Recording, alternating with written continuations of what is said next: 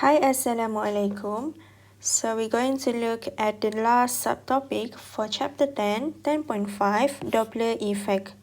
Okay, let's look at the first one here, the definition of Doppler Effect. So it is the apparent change in the pitch or frequency of a sound when there is relative motion between the source and the observer. In simple words, we can say that Doppler effect happens when there is a change in frequency. Okay, mesti ada perubahan dalam frequency. So let me explain here in terms of drawing. Okay, so here we have an observer, which is we consider a person as an observer. And then we have a car with a siren. Let's say ambulance lah. And then this ambulance is a source. Kenapa kita panggil dia source? Sebab bunyi ni datang daripada ambulance. Okay, so when the siren is on, okay, so meaning that from here, there is a sound wave. So dia akan emit sound wave. The ambulance will emit sound wave. And as it is moving towards the observer, so semakin dekat ambulance ni dengan observer, observer ni dia akan dengar frekuensi yang sangat tinggi, pitch yang sangat tinggi. And when the ambulance is moving away from the observer, the frequency here is getting lower, or the frequency will decrease. Okay, kita akan tengok contoh di sini. Okay, kita akan tengok contoh di sini.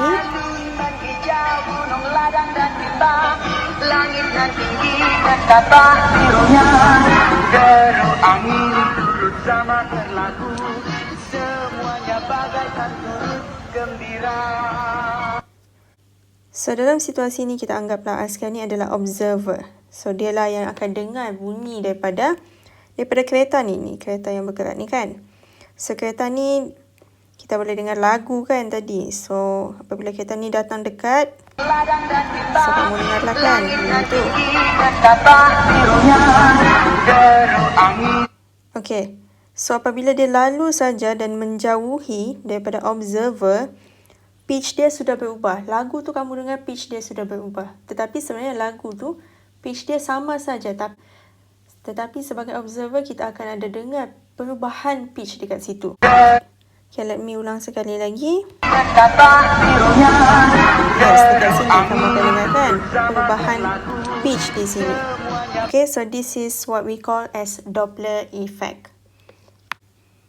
So, seperti yang kita tengok dalam contoh video tadi, Doppler Effect ni adalah perubahan, the change in pitch or frequency when there is relative motion. So, dia mesti ada perubahan pitch ataupun frequency apabila ada motion in between the source and observer. So maksudnya di sini Doppler effect akan terjadi apabila source and observer is moving ataupun either one of these is moving. So kalau kamu dengar perubahan pitch ataupun frequency tetapi source and observer is not moving at all, that is not what we call as Doppler effect. Dia mesti ada relative motion here. So kena ingat keyword dekat sini, apparent change in the pitch of frequency when there is relative motion between the source and observer. Okay, kita akan tengok the first case here when the observer is stationary and the source is moving. Okay, kena take note dekat sini, dalam silibus kamu hanya salah satu sahaja yang bergerak. It's either the source that is moving or the observer that is moving, or vice versa. So dalam silibus tidak akan ada kedua-duanya yang bergerak ya. In real life, yes, it happens. But in your syllabus, either one sahaja yang akan bergerak. Okay, so the first case ni adalah apabila observer stationary dan source is moving. Okay, so this is the general equation for the Doppler effect, di mana frequency of the observer, or dekat sini adalah observer, is equal to V plus minus V naught, VO, divided by V plus minus VS. And then times with Fs. So S dekat sini adalah, so here is the frequency of the source. V is the speed of the source. So here is the speed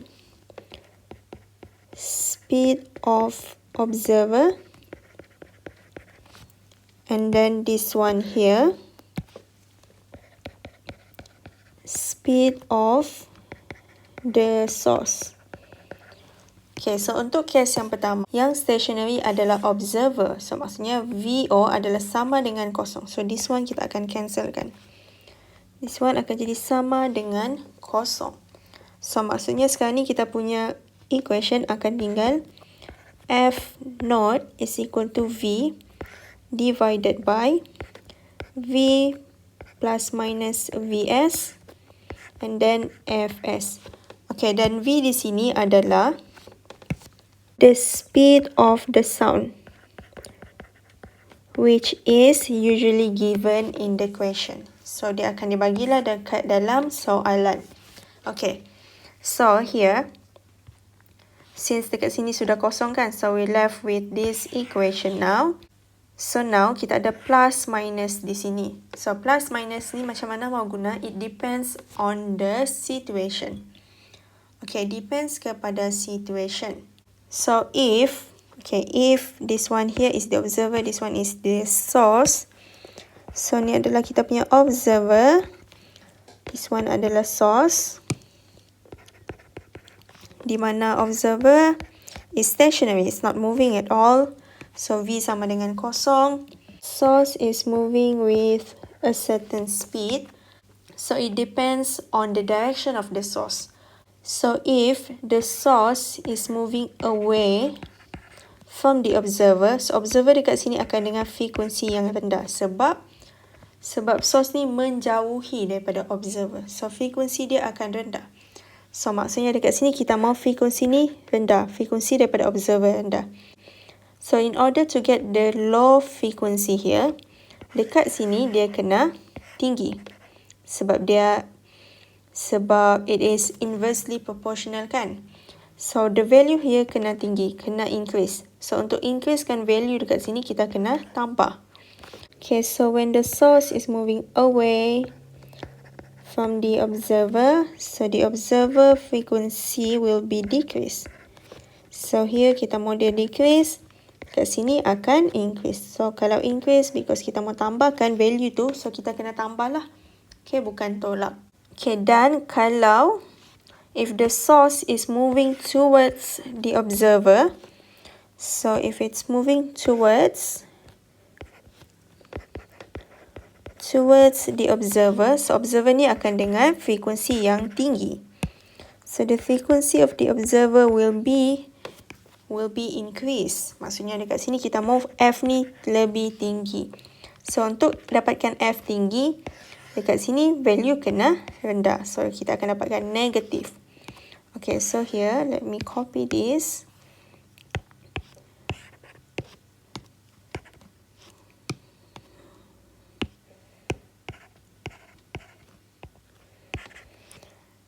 So now we want the frequency to increase, meaning that here will be decrease. So kalau decrease, maksudnya value dekat sini kena kurang lah. So kita kena tolak. So this one is when source is moving towards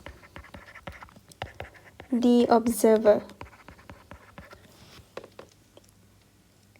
And then this one is when the source is moving away from the observer. Okay, so for the next case is when the source is stationary and the observer is moving. Okay, now kita punya observer pula yang bergerak. So maksudnya the speed of the source is equal to 0. So now this one adalah sama dengan kosong. So ni kita akan cancelkan. So now kita punya formula adalah FO is equal to V plus minus VO divided by V and then times with Fs. So now kita kena tentukan di sini adakah plus ataupun minus. Okay, situation dekat sini. So here will be the observer. And here will be the source. So source ni is stationary. So V sama dengan kosong. So yang bergerak adalah observer. So either observer ni going towards the source or away from the source. Okay, kita tengok the first one. When the observer is moving towards the source, so the frequency will be increased. So frequency of the observer will increase sebab dia semakin dekat dengan sumber bunyi. So the frequency of the observer will increase. Maksudnya, we want this to increase. So if we want this to increase, dekat sini pun kenalah increase sebab dia adalah directly proportional. This one increase, this one must increase.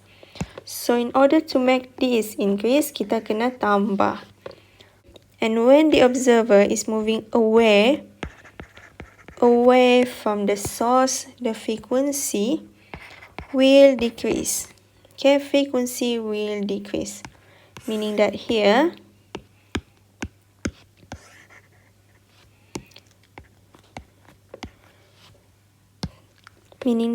we want this to decrease. So meaning that this one pun kenalah decrease. So it will be negative.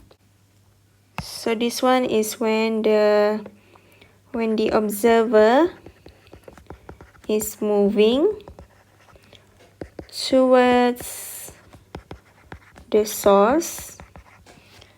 And then this one is when the observer is moving away from the source. So in any situation, kita tetap akan gunakan this formula. It depends kepada situation, either the source is moving or the observer is moving. So kamu kena pandai-pandai lah mana satu yang kita akan jadikan kosong. Kalau source adalah stationary, this one akan kosong. Kalau observer yang stationary ni akan jadi kosong. And then plus minus ni depends kepada motion of either the observer or the source.